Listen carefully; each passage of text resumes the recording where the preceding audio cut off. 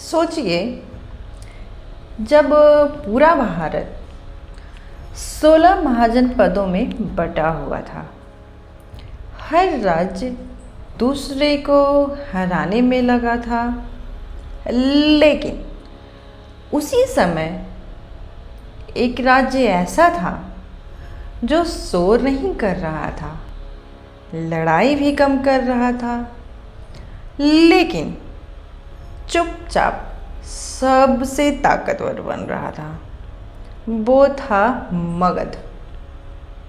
महाजनपद के बाद महाजनपदों के समय हर राज्य खुद को सबसे बड़ा मानता था, लेकिन उनकी एक सबसे बड़ी कमजोरी थी। वो आपस में लड़ते रहते थे और इसी वजह से कोई एक मजबूत शक्ति नहीं बन पाई।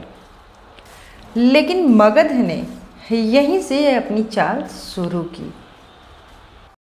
मगध की सबसे बड़ी ताकत, मगध की ताकत सिर्फ उसकी सेना नहीं थी, बल्कि उसकी जमीन थी। यहाँ उपजाऊ भूमि थी, नदियाँ थी, पानी की कोई कमी नहीं थी और सबसे खास यहाँ लोहा आसानी से मिलता था, जिससे हथियार मजबूत बनते थे। सोचिए, जहाँ बाकी राज्य कमज़ोर हथियारों से लड़ रहे थे, तो वहाँ मगध के पास सबसे मजबूत हथियार थे। बिंबिसार। मगध को असली ताकत मिली एक राजा से, जिसका नाम था बिंबिसार। बिंबिसार सिर्फ योद्धा नहीं था, वो एक समझदार शासक था। उसने युद्ध कम किए और दोस्ती ज़्यादा। दूसरे राज्यों से विवाह किया, संबंध बढ़ाए और धीरे धीरे अपनी ताकत बढ़ाई। अजातशत्रु। लेकिन असली कहानी शुरू होती है बिंबिसार के बेटे से, जिसका नाम था अजातशत्रु।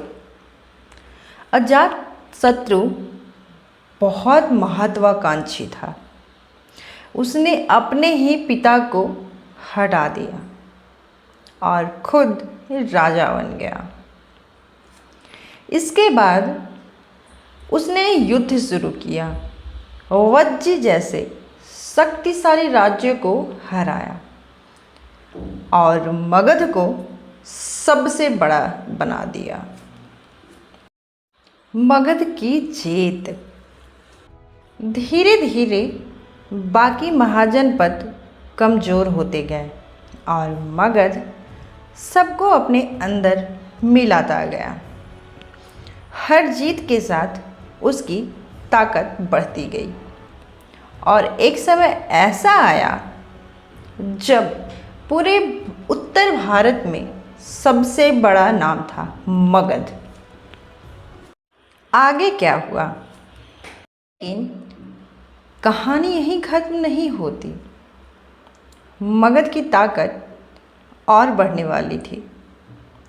इसके बाद आया एक ऐसा वंश जिसने मगध को और बड़ा बना दिया। वो था नंद वंश। और उसके बाद एक ऐसा साम्राज्य आया जिसने पूरे भारत को बदल दिया, मौर्य साम्राज्य। अगर आपको ऐसी कहानियाँ पसंद हैं जो सिर्फ किताबों में नहीं बल्कि असली इतिहास में छुपी है, तो इस चैनल को सब्सक्राइब जरूर करें, क्योंकि यहाँ हर कहानी आपको कुछ नया सिखाएगी।